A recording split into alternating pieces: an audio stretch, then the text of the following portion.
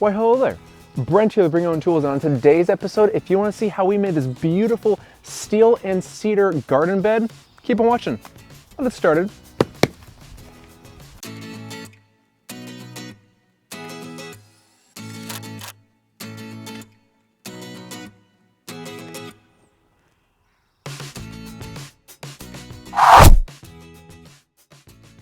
So, there's seemingly numerous numbers of flower beds out there to choose from. However, they don't have the style that I'm looking for, which is why I am going to be doing my own style featuring 2" by 2" L metal that's 1/8 inch thick. This is going to provide a lot of structural durability as well as the style that I'm looking for. But we need to cut this down into stakes. Let's get to that. Now, these steel bars are 48 inches long, and we're just going to cut them in half so they're down to 24 inches long.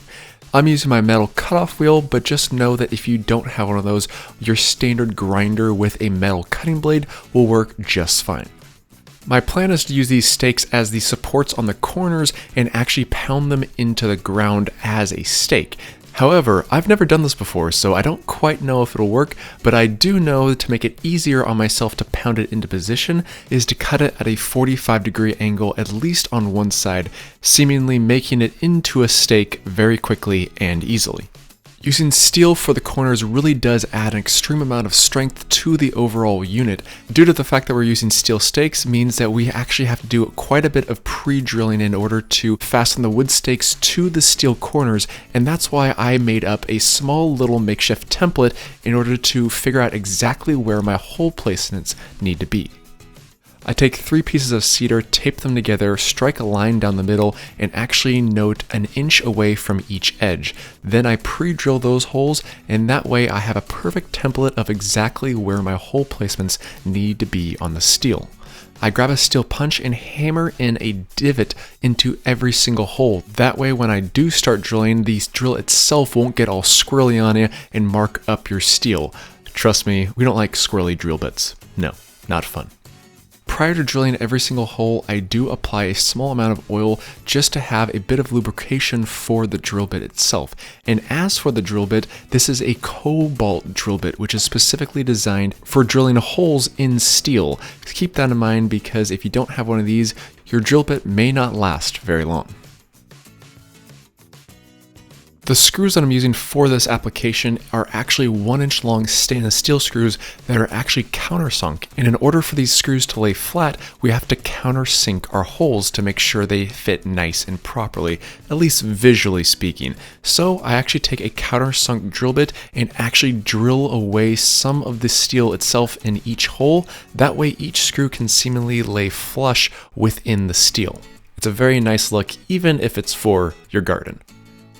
And just like always, if you are interested in purchasing any of these products, I'll make sure and leave links in the description box below.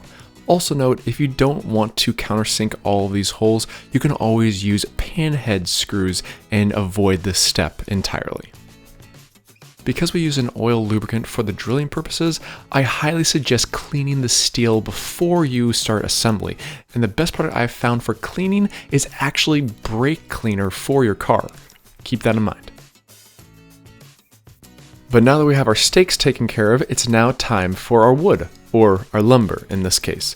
And for our lumber, we are using cedar planks that are actually more designed for your fencing. And I recently used this material in my last project. The nice thing about these cedar planks is the fact that they look beautiful even when they're weathered, as well as the fact that they hold up very nicely in wetter climates. Also note, this is actually cheap material, well, cheapish at this point. Each board is approximately $4 to $5, and that's cheap for my neck of the woods because your standard 2x4 is over $7 right now. I'm cutting mitered ends on each board, and the length for each board is approximately 94 inches long. The steel stakes are a bit rounded on the inside corners, so I do suggest sanding down the very tips of your boards so they land a little more flush within that steel channel. But once you have that taken care of, it's now time for assembly. And the nice thing about it is the fact that because we did all the prep work ahead of time, the assembly portion of this project is very simple and straightforward. All you have to do, pre-drill your holes into the cedar planks and start screwing in your screws. Now the one thing I found extremely handy when assembly is to actually take a large clamp and clamp all 3 boards together. That way they don't move on you, or they move less on you when you're fastening them all together. These boards are approximately 5/8 inch thick, and therefore there's a bit of wobble in the middle, but to avoid any type of bowing out, especially when we add the soil, I fasten a makeshift cedar stake in the middle section, and therefore all the 3 boards are connected and provide much more stability for the entire system. Just make sure you don't get screws that are too long for this application. Once the front and back sections are fully assembled, I then proceed to cutting down my sides. For these sides, I cut them down at approximately 24 inches long and proceed to fastening them into our channel. The easiest way of doing this I found was actually to fasten the first board in place and then insert the other 2 boards.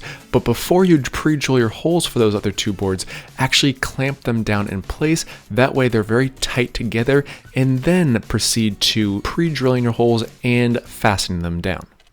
Once you have both sides fully assembled, you can then bring over your back panel and just place it right on top. Makes it very easy, especially when you have such a helpful second hand like Kona. Just wants to hang out with Dad in his power drill. At this point, all you have to do is pre-drill the rest of your holes and fasten all of them down in place. The entire system is extremely secure thanks in part due to those steel corners. But let's go ahead and take a look at where we're going to be placing this large garden bed. Last week, of course, we made this beautiful trash screen, but because we moved our cans, we have this makeshift space. But that's why this is a perfect location for our large garden bed. Unfortunately, this ground is not level, and personally I do hate those garden beds that just seemingly slope the way of the ground and not level. It throws my eye off, and personally I love true level. Does that bother anyone else? Let me know in the comments below. But once we have the ground level, or at least level-ish, we can then proceed to moving our large unit over to that side of the yard. As for pounding these steel stakes into the ground, I did try and use a gentler method at first, but quickly realized a sledgehammer is exactly what I was going to need for this circumstance.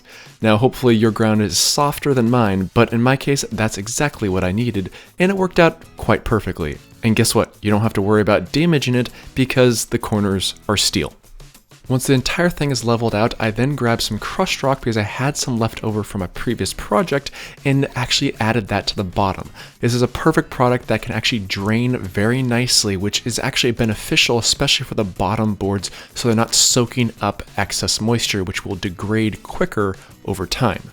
But keep in mind you don't need crushed rock, but what you do need is some weed fabric. Now this contact ground fabric is an amazing product because it does let moisture drain through it, but it keeps the soil back. And to keep the soil back on these cedar boards is very important for longevity purposes.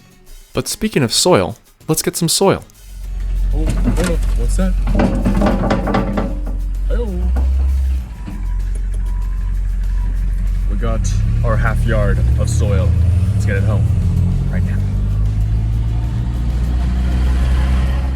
Oh, the life with a truck sometimes makes life so much easier because I was able to get bulk soil material, have it dumped into my truck, therefore I didn't have to lift and carry multiple bags into a vehicle and then proceed to opening them up into this box. Keep that in mind, especially if you have a truck. Oh, and I am in the market for a new truck, so let me know in the description box below if you have a truck and the brand and model that you so love and cherish. But you know what this box is missing? Some plants. Let's get to planting. Now, I'm certainly no landscaper, but I find a nice variety of plants in a large box like this is always eye-catching and appealing, so I planted a few random miscellaneous plants, and I think it looks pretty good. But guess what? Once we have that taken care of and watered properly, we are done.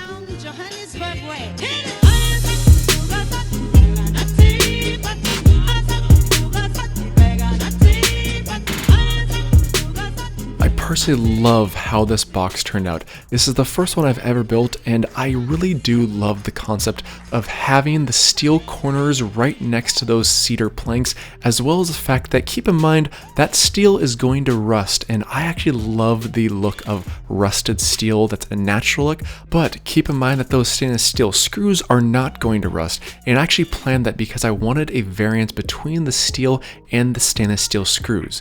I think it's going to look beautiful. What do you think? Because personally, this is truly one beautiful, sexy beast. Oh yeah,